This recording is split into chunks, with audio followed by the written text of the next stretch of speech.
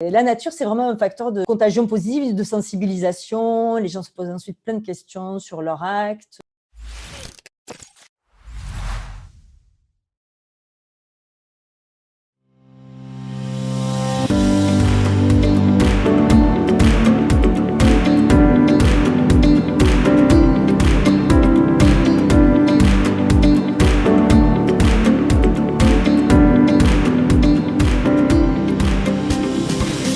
Bonjour à toutes, bonjour à tous. Aujourd'hui, nous avons le plaisir de recevoir Cyprien Cambier et Emmanuel Parache pour parler de la nature dans l'entreprise.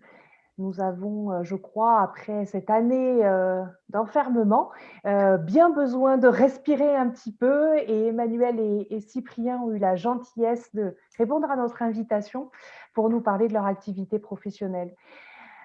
Cyprien, Emmanuel, je vais vous demander d'abord de vous présenter et de nous dire ce que vous faites pour que cette nature puisse s'épanouir dans les entreprises. Emmanuel, peut-être? Ah, très bien, oui. Donc, je m'appelle Emmanuel Parache. J'ai créé une société qui s'appelle Biocénis, une société coopérative en 2012.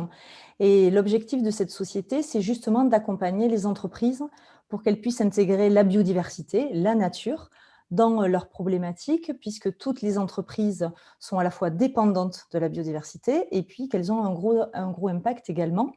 Donc, en fait, on a développé un certain nombre de solutions. D'une part, des solutions qui sont clés en main, qui sont efficaces, qui ont du sens pour la biodiversité, qui ont du sens pour l'entreprise, du type implantation de ruches, éco-pâturage, solutions carbone et biodiversité. Et puis, plus récemment, en 2015, un accompagnement plus sur leur stratégie biodiversité et savoir comment l'entreprise pouvait prendre en compte ce sujet-là et dans leur chaîne de valeur, en fait, hein, dans leur activité, et puis également sur leur site d'entreprise, pour que leur site devienne contributif à la biodiversité, que ça ne soit pas seulement un site, c'est-à-dire une surface avec un prix de foncier et une surface, voilà, un prix au mètre carré, en fait. Cyprien? Eh ben, écoutez, bonjour à tous, merci de me recevoir aussi, je suis ravi d'être là. Moi, je m'appelle Cyprien, moi, j'ai fondé une entreprise qui s'appelle Les Blobs. C'est plutôt une entreprise de l'agriculture urbaine, en règle générale, dont le métier est l'activité est de concevoir, d'implanter et d'accompagner des espaces potagers et des fermes urbaines collaboratives, donc à destination, des entreprises en particulier, mais également aussi des acteurs du territoire. Et donc en fait, ce qu'on fait, c'est qu'on a 2 activités, en fait, à la fois on va permettre aux entreprises, comme un bureau d'études, en fait, de déterminer, de pouvoir concevoir des espaces, de culture qui sont adaptés à leurs espaces, parce que les entreprises ont des espaces vacants et donc on va leur permettre de les utiliser et de les mettre à profit pour créer des espaces à la fois de biodiversité comestible et en même temps de convivialité. Et en même temps, ensuite, on va les accompagner via un dispositif, en fait, qu'on a mis au point, avec plusieurs années de retour d'expérience, qui est à la fois humain avec une équipe de jardiniers médiateurs qui viennent accompagner les équipes sur le terrain et en même temps un accompagnement également digital en fait, qui nous permet aussi de suivre l'évolution des espaces potagers, des espaces de nature comestibles. L'un comme l'autre, ce qui est intéressant, c'est vous êtes au contact des entreprises et donc est-ce que vous avez déjà une vision que vous pouvez partager avec nous de l'évolution de la vision des entreprises en matière d'impact sur la nature et des solutions que vous pouvez proposer? Vous avez un retour massivement favorable? Ça reste compliqué? Enfin, quelle est la situation actuelle là-dessus? Alors moi, je veux bien réagir là-dessus parce que ça fait plus de 9 ans qu'on est actif. Donc du coup, on a pas mal de retours d'expérience. 2012, période 2012-2015, le sujet de la nature, enfin on va dire de la biodiversité dans les entreprises, très compliqué. C'était clairement pas un focus entreprise. Donc il y avait vraiment, enfin, en ce qui nous concerne, hein, les entreprises qui étaient déjà encadrées par une démarche réglementaire sur ce sujet-là, qui avaient du coup une connaissance et qui avaient envie d'aller au-delà. À partir de 2015, après la COP 21, on a senti, moi pour ma structure, hein, commercialement, très, très basiquement, une montée en conscience sur les sujets biodiversité, même si la COP 21 était sur le changement climatique, mais ça a commencé à monter, on était davantage sollicités, les gens comprenaient mieux ce qu'on faisait. Et alors, depuis Covid, là, c'est explosion totale, c'est-à-dire que c'est presque, on est un peu même dans l'affolement des entreprises qui veulent toutes prendre en compte la biodiversité, l'intégrer à leur stratégie. C'est très rapide. En 1 an, là, il y a une montée sur le sujet de la biodiversité et on est, nous, extrêmement sollicités, que ça soit sur les sujets ruches, et donc action dans l'entreprise, ruches, éco-pâturage, etc., que sur les sujets, nous, on travaille beaucoup aussi avec des promoteurs et des aménageurs, sur les sujets nature en ville et comment je fais pour que mon projet minimise son empreinte sur la biodiversité, comment je l'utilise pour créer du lien social, pour favoriser. Donc là, franchement, il y a eu c'est exponentiel en fait. Et je pense que on est vraiment là dans une prise de conscience qui fait que ça devient un sujet central. Puisque là, j'ai lu, il y a un projet de décret qui est en train de sortir pour rendre obligatoire, pour que les institutions financières soient obligées de prendre en compte le critère biodiversité dans leur rapport extra-financier, ce qui n'était pas du tout le cas. Donc, on voit vraiment que ça avance fortement. Ouais, effectivement, moi j'ai un retour d'expérience un peu plus court, puisqu'on est une entreprise un peu plus jeune. Mais c'est vrai que nous, depuis le lancement, c'est un, en tout cas, en fait, avec aucune entreprise, on a on n'a jamais le retour de bah, on pense que c'est une mauvaise idée et qu'on ne veut pas l'intégrer. La réponse, ça va plutôt être parfois bon, bah, en fait, on est en train de prioriser notre stratégie RSE et donc peut-être que ça va arriver en 1 ou en 2 ou en 3. Mais en tout cas, c'est toujours un sujet à mettre en avant, que ce soit pour justement la création de biodiversité. Mais nous, en l'occurrence, notre sujet, c'est aussi de manière principale de la création de liens et des espaces de convivialité et de bien-être au sein des espaces d'entreprise et urbains en règle générale. Et donc voilà, après, bon, effectivement, nous, on attend on attend que les collaborateurs reviennent au sein des entreprises pour que ça se ressente effectivement. Mais ouais, c'est un vrai sujet. Et c'est vrai que comme vous disiez, on a un certain nombre des initiatives au niveau régional ou gouvernemental qui maintenant poussent de plus en plus et viennent aider les entreprises pour mettre en place ce type de projet. Là, par exemple, rien que dans l'actualité cette année, on en parlait juste avant, un petit peu avant l'émission, on a un nouvel appel à projet qui va permettre aux entreprises et aux acteurs du territoire de créer des jardins partagés sur leurs espaces. Et donc ça, c'est vraiment positif. On peut expliquer d'ailleurs de manière très concrète, peut-être Cyprien a un exemple et puis Emmanuel deux, trois exemples, parce que Emmanuel, tu as, si j'ai bien compris, une activité un peu plus, sur une palette d'activités un peu plus large. Mais Cyprien, est-ce qu'on pourrait avoir un exemple très concret de ce que peut faire une entreprise aujourd'hui en matière d'entrée de la nature? Il y en a plein d'exemples. Euh, Mais très concrètement, ben, en fait, l'idée, c'est de se dire déjà ben, quels espaces on a de disponibles dans notre entreprise. Donc, une entreprise qui est peut-être un peu périurbaine ou autre, ben, en fait, on va avoir des jardins, des espaces extérieurs. Donc, ça va être assez simple. Pour d'autres entreprises, notamment en espace urbain, ça va être plus restreint. Donc, ça va plutôt être des Et si terrasses. j'ai un espace extérieur, imaginons j'ai un parking et j'ai de l'herbe et je m'embête à faire passer une tondeuse régulièrement, je peux faire quoi? Bah, vous pouvez implanter un espace potager où en fait vous pouvez implanter énormément de choses. L'idée c'est de créer, enfin nous en tout cas la vision qu'on a c'est plutôt de créer des écosystèmes, donc avec à la fois des espaces comestibles, des espaces vivaces avec des plantes qui vont durer plus, enfin qui vont être plus autonomes, euh, des espaces fleuris. Et donc l'idée c'est d'imaginer le projet initialement, d'embarquer vos collaborateurs, donc à la fois en sondant les équipes et voire en animant des ateliers au départ pour comprendre les objectifs, les besoins, sensibiliser. Et ensuite, ben, d'implanter en réalisant une formation initiale de sensibilisation pour ben, justement embarquer et engager les collaborateurs. Et, euh, et ensuite, c'est parti. Donc tu dis, c'est mes collaborateurs qui vont s'occuper du potager, qui vont retourner la terre, qui vont ramasser les légumes. Dans notre cas, oui, c'est ça. Je pense que peut-être que Emmanuel aura certainement un autre son de cloche. Nous, en l'occurrence, oui, c'est le parti pris, c'est de faciliter aussi le changement des comportements et de faciliter du coup la création de liens dans les entreprises grâce à grâce à cette activité. Comme ça, on atteint deux objectifs en un. Donc voilà, notre méthode, c'est voilà, on co-conçoit, on implante, on forme et ensuite on accompagne. Bien sûr, on accompagne et on pense que c'est encore très important justement parce qu'il y a cette question de formation continue à avoir. On en est au recommencement en fait de ces démarches en ville. Donc, on accompagne nous justement avec des jardiniers médiateurs. Mais oui, l'objectif, c'est que ce soit les collaborateurs qui s'en occupent et qui en profitent. Oui, c'est vrai que la nature, c'est un formidable moyen de partage, que ça soit auprès de collaborateurs ou d'habitants dans des résidences. Nous, on le voit sur les actions, concrètes qu'on met en place du type ruche, où forcément, on fait participer les collaborateurs, ils font la récolte. Ça donne un moyen de parler, et de sensibiliser sur, le sujet, de la pollinisation, des insectes aussi, hein. Pourquoi on n'écrase pas, on essaie de pas écraser les insectes. Donc ça, c'est l'entreprise peut l'utiliser effectivement pour, illustrer sa démarche RSE et pour reprendre l'exemple du parking avec un peu d'herbe que Rémi tu as, en fait, il y a à la fois le fait de pouvoir, dire: «Bon, mais comment je rends cette parcelle contributive à la biodiversité?»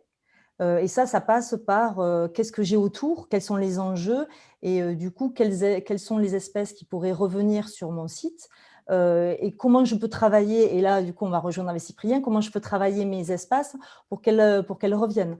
Donc, avoir un bol alimentaire suffisant pour les pollinisateurs, pour pouvoir avoir des habitats pour, certaines espèces, peut-être, d'oiseaux, donc c'est aussi le regard qu'ils portent sur leur site d'entreprise en disant bah, c'est pas seulement un site, c'est en fait un lieu qui va devenir un îlot de biodiversité ou qui va contribuer aux trames vertes et ou aux trames bleues éventuellement du territoire. Et puis après, il y a aussi les actions créatrices de liens, même sur des diagnostics écologiques, hein, on peut faire des sciences participatives, on peut demander aux collaborateurs de venir faire des comptages de papillons, d'insectes, d'oiseaux, etc. Et puis il y a la partie qui ressemble plus à ce que fait Cyprien, c'est-à-dire voilà, des ruches, de l'éco-pâturage, où là, les collaborateurs vont être incités à la fois ça les sensibilise, ils vont être incités à participer et à mettre les mains pour pouvoir mieux connaître. Et souvent, c'est des sujets qui passionnent les collaborateurs, hein. Ouais. Ils sont très demandeurs. Il y a beaucoup d'ailleurs d'entreprises qui font des groupes de travail en interne sur ces sujets, on va dire plus généralement de développement durable et qui donnent un peu les clés aux collaborateurs qui vont choisir des actions, qui les mettent en place. Et on travaille beaucoup avec les systèmes de potager puisque ben, c'est très lié, pollinisation, potager. Ouais, si je peux me Beaucoup de... permettre, parce que ce que je trouve, c'est, enfin, pour reprendre ce que vous dites, c'est vrai que ce que je trouve génial avec ces projets d'écosystème et de nature en entreprise, en fait, c'est que ça donne la possibilité aux collaborateurs et aux parties prenantes d'observer leur environnement de travail d'un nouvel œil. Et justement, de l'imaginer sous l'angle de vue en se disant, bon, ben, en fait, comment j'imagine mon espace de travail comme un lieu de vie pas seulement pour nous, mais aussi pour la nature, pour les animaux, pour les insectes, pour les plantes. Et ça, c'est vachement intéressant parce que, en fait, ça touche tout le monde et en fait, tout le monde a une manière de le concevoir et ça permet voilà, de changer d'optique. Enfin, nous, par exemple, enfin, justement, l'année dernière, on a conçu et mis en place par exemple, un atelier, en fait, c'est un atelier de conception en permaculture d'espaces potagers, donc d'écosystèmes. Et en fait, donc, on suit une méthode permacole. Je ne sais pas si ça vous parle, ça s'appelle la méthode Obredim. Donc, en fait, on commence par observer, ensuite, on définit les bordures, enfin, les limites et les avantages de notre environnement pour ensuite designer. Et en fait, du coup, on fait se poser la question aux collaborateurs. Bon, quels sont vos objectifs déjà? Est-ce que vous voulez plutôt créer de la biodiversité ou plutôt, vous alimenter grâce à vos productions? Voilà, on définit. Et ensuite, bon, ben, on va observer votre environnement et vous allez nous dire, d'après vous, qu'est-ce qui est plutôt une contrainte ou un aspect positif, une aide pour pour remettre de la nature dans votre environnement. Et ensuite, ça nous permet sur cette base de designer un environnement plus propice. Ce qu'on entend, de vos 2 témoignages, c'est que mettre la nature dans son entreprise, ça permet de mobiliser, ses salariés, ses collaborateurs, autour d'un projet commun, et ça permet, également, enfin, l'éveil de conscience, tout simplement.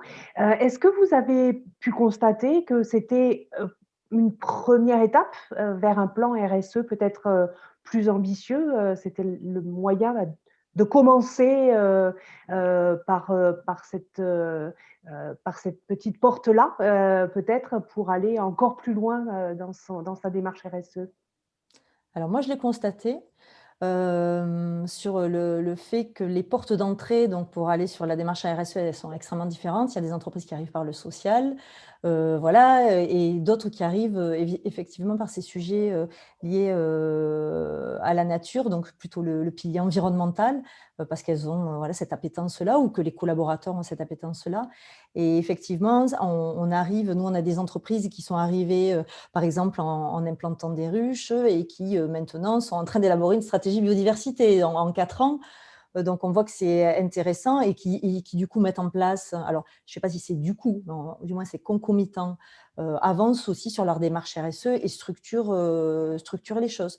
Donc je pense que la politique de petits pas, elle est très intéressante sur ces sujets-là. C'est des choses qui sont très démonstratives et très démonstratrices, qui sont locales et qui permettent de mettre le pied à l'étrier et de faire grandir, en fait, surtout dans les petites entreprises, puisque dans les plus grosses entreprises, les définitions de stratégie RSE sont au niveau des sièges, et puis c'est plutôt descendant. Et dans les entreprises de taille moyenne, c'est vrai qu'il y a cette partie de collaborateurs qui vont pousser, justement, et alimenter et aider à structurer les démarches RSE. Ouais, c'est vrai qu'autour de de ces sujets, en fait, c'est un bon support pour créer, un peu des clubs de réflexion, en fait, autour du sujet. Et c'est vrai que ces projets, de biodiversité et de nature, en fait, contrairement à d'autres activités qui pourraient être ponctuelles, là, on parle vraiment de projets fil rouge sur le long terme. Donc, ben, déjà, la nature évolue, en fonction des saisons. Donc, en fait, ça relance le débat, mois après mois. Et justement, puisqu'on a un collectif qui se crée autour de la démarche, en fait, via cette démarche initiale, ben, vont apparaître d'autres sujets, parce qu'aussi les sujets sont liés. Nous, enfin, si je donne un exemple très, très simple, mais quand on parle potager, on parle aussi substrat et compost. Qui dit compost dit aussi recyclage compostage des déchets alimentaires. Et du coup, on passe à ça, et ensuite on parle d'un autre sujet, etc. Et on rajoute les briques les unes après les autres. Alors, il y a un enjeu, tu parlais, Cyprien, du temps long et du fil rouge. Il y a un enjeu qui est le fait que ce ne soit pas une pratique réactionnelle ponctuelle à Covid, mais que ce soit une pratique qui dure dans le temps et qui puisse, dans l'idéal, même se transmettre à l'individu, qui puisse ensuite, derrière, le faire chez lui. Parce que ce que vous faites, me semble-t-il, vous m'arrêtez si je me trompe, mais est une manière de faire de la pédagogie via l'entreprise, mais de toucher finalement chaque collaborateur. Et dans l'idéal, que chaque collaborateur puisse après se dire, OK, ce que j'ai appris là-bas et ce que j'ai découvert, ben, je peux le faire chez moi. Et ce qui là est un effet démultiplicateur. Est-ce que vous avez est-ce que c'est bon? Est-ce que ça y est? Est-ce qu'enfin, on est parti pour avoir un changement de mentalité durable? Est-ce qu'il n'y a pas un danger que les actions là, qui s'enflamment en ce moment? Emmanuel, tu me disais, ça y est, c'est le moment où on sent que les entreprises s'y mettent, que ce soit qu'un feu de paille et que derrière, au bout dans 2-3 ans, ben, les projets retombent et qu'on reparte dans des friches. Comment est-ce que vous sentez que c'est le long terme, et comment aider à l'ancrer dans la durée? Moi, je pense que c'est une tendance de fond, parce que de toute façon, c'est le sens de l'histoire. On a une grosse problématique de perte de biodiversité, et qui du coup rentre en contact avec l'être humain, on avait tendance à se positionner au début, tout en haut, hein, voilà, en maître du monde. On se rend compte que ce n'est pas le cas. D'ailleurs, l'épisode Covid, c'est complètement lié à la biodiversité, hein, c'est-à-dire qu'en fait, on supprime des barrières qui devraient nous empêcher de rencontrer des animaux sauvages en faisant de la déforestation, en fragmentant les habitats, on se trouve à rencontrer des espèces qu'on ne devrait pas rencontrer, et c'est ce qui crée les zoonoses, et il risque d'y en avoir de plus en plus. Mais je pense que c'est vraiment une tendance de fond. Je ne pense pas que ça soit un feu de paille, même si on ne peut pas, on peut pas évincer l'idée que certaines entreprises veulent y aller parce que justement, on en parle beaucoup. Les attentes des citoyens, elles changent. On se rend bien compte du changement climatique. Enfin, on commence à le constater, vraiment, à le vivre. Donc, je pense que c'est plutôt une tendance de fond qui va perdurer et qui va faire en sorte que les entreprises, enfin, on est sur un changement de paradigme quand même, je pense, d'entreprise. Après, moi, je suis très optimiste parce que justement, comme on a un petit peu de recul, je vois comment ça évolue et je me dis, waouh, j'imaginais pas que ça irait si vite. Donc, et les lois, la réglementation va évoluer aussi. On le voit beaucoup, nous, sur les parties urbanisme, où il y a de plus en plus de réglementations liées à l'artificialisation des sols, qui est un gros problème, le fait que le sol puisse être vivant, hein, à la fois fertile, puis aussi infiltrer l'eau. Et ça favorise aussi le bien-être des habitants. Donc, quand on sait qu'en 2050, il va y avoir à peu près 75% de la population qui va vivre en ville, si on veut que ces villes-là soient vivables, on a intérêt à travailler beaucoup pour que justement ce facteur nature soit pris en compte et qu'on puisse avoir une ville calme, apaisée et où il fait bon vivre, quoi. Cyprien, tu as le même retour, toi? Ouais, je suis d'accord. Bon, c'est vrai que moi, j'aurais tendance aussi à être positif et à dire que c'est une tendance de fond, mais effectivement, sur la partie impact de la biodiversité en ville et de l'agriculture urbaine, bah, c'est vrai que un des premiers objectifs, c'est déjà de rendre viables nos écosystèmes urbains. Là, on se rend compte, on se rend peut-être un petit peu moins compte en ce moment parce qu'il fait froid, parce qu'on est en hiver, mais en fait, on a quand même de plus en plus de pics de chaleur, par exemple, pendant les étés, qui sont de plus en plus forts et de plus en plus longs, de manque d'eau. Et en fait, le fait de pouvoir rapporter de la nature, bon, déjà, on crée des îlots de fraîcheur au centre de la ville, on crée des zones de rétention d'eau, parce que l'eau, au lieu d'aller ruisseler sur le bitume, elle va aller être stockée dans le sol, dans la terre, et ensuite va s'évapotranspirer, donc ensuite réduire la température des villes. Donc c'est un vrai sujet de viabilité et de résilience, sans compter qu'aussi, on crée aussi des espaces où il fait bon vivre et qu'en fait, on se rend compte que c'est de plus en plus demandé. Là, maintenant, c'est plus de 80% des sondés qui plébiscitent le retour de la nature dans les modes de vie. Donc effectivement, moi, je pense et j'espère que c'est un mouvement de fond. Et ensuite, pour reprendre ce que vous demandiez au départ, c'est vrai que l'idée, c'est de lancer des démarches, par exemple dans l'entreprise, pour qu'ensuite les parties prenantes puissent réaliser, le refaire chez elles. Et c'est vrai que je pense que c'est hyper important. Nous, on a des exemples enfin, j'ai des exemples en tête de démarches assez inspirantes et très sympas qu'on a réalisées dans des entreprises où, par exemple, on avait semé des pieds de tomates dans des intérieurs d'entreprises qui ensuite ont été repiqués chez chaque collaborateur, où chaque collaborateur avait ses plants qui avaient été semés au sein de leur entreprise. Ben voilà, ce sont des démarches de dissémination de bonnes pratiques et voilà, c'est un peu la vision. Ouais, je suis d'accord. Nous, on a beaucoup de collaborateurs dans les entreprises qui ont des ruches qui deviennent apiculteurs, qui suivent une formation en complément et qui achètent une ruche et qui la mettent dans leur jardin. Bon, dans la mesure où c'est possible, bien sûr, Mhm. mais on en a beaucoup. Il y a beaucoup On va pas tuer la ruche. d'émulation. Pardon? Et dans la mesure où les frelons ne viennent pas tuer la ruche Ouais. avant Ça, c'est l'hiver. le vécu, ça. Ah oui. 3 ans de C'est suite. vrai. Ah oui. Il faut en mettre plus de ruches, comme ça, les frelons, ils ont plus à aller. Ils ont plus de choix. Donc, du coup, ça fait baisser la pression sur une ruche. Ouais. C'est pour ça, en fait. Il faut avoir une dizaine de ruches. C'est ça la solution contre l'invasion des frelons? C'est vrai qu'on en parle pas mal des... Bah, oui, bah, ça c'est lié, c'est toujours le sujet de la biodiversité. Oui, oui, il y a des gros problèmes par rapport aux frelons, mais aux espèces invasives. Toi, tu dois le voir aussi sur la partie, plantes, voilà, hein, il y a beaucoup de la mondialisation, elle a créé, je sais pas si on s'éloigne pas un peu du sujet là, Ouais, mais c'est vrai. mais bon, oui, c'est un On est en vrai train de problème. préparer une deuxième émission quelque part. C'est un Les vrai frelons. problème, les frelons pour les ruches, c'est clair. Et on ne sait pas le faire, on ne sait pas bien les éliminer. Mais bon, c'est vrai que la nature, c'est vraiment un facteur de contagion positive, de sensibilisation. Les gens se posent ensuite plein de questions sur leur acte, sur les déchets, ce que tu disais, Cyprien, les déchets, la façon dont ils mangent. Donc, c'est très vertueux, en Et fait. les solutions existent. Et les solutions existent. Et ce que soulignait Cyprien sur les services écosystémiques qui sont rendus par la nature, c'est hyper important. Et c'est aussi pour ça que c'est une tendance de fond. Enfin, j'en suis sûre. C'est parce que, en fait, si tu veux, la nature, elle nous rend des services gratuitement. La pollinisation, notre alimentation, elle est liée à 80% à la pollinisation. Elle nous permet de nous habiller, elle nous permet de boire, d'avoir de l'air frais en été, grâce à l'évapotranspiration, etc. Donc, tous ces services qui sont rendus gratuitement par la nature, qui sont en train de s'éroder, on en a besoin pour vivre. Donc, ne serait-ce que très égoïstement, pas pour le bien de la planète, mais pour continuer à vivre, avoir son activité, l'entreprise le prendra en compte parce qu'il y a aussi des risques d'approvisionnement. 40% de l'économie mondiale, elle repose sur la biodiversité.